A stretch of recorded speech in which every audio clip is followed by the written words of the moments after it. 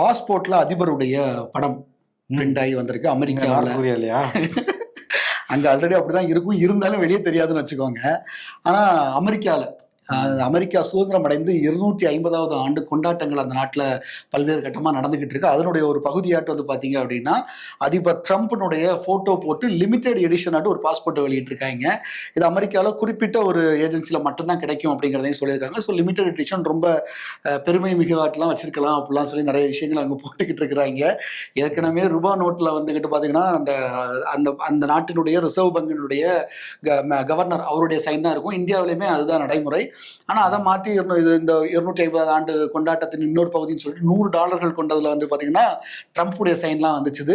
இப்போ அதை ஒட்டி பாஸ்போர்ட்டில் ட்ரம்ப்புடைய ஃபோட்டோவோட பயங்கரமான ஒரு லிமிடெட் எடிஷன்லாம் விட்டுருக்காங்க. காருக்கு லிமிடெட் எடிஷன் பார்த்துருக்கேன், பைக்குக்கு லிமிடெட் எடிஷன் பார்த்துருக்கேன், பாஸ்போர்ட்டுக்கே லிமிடெட் எடிஷன் கொண்டு வந்திருக்காங்க. இதெல்லாம் பார்த்து சில பேர் காப்பி அடிப்பாங்களே.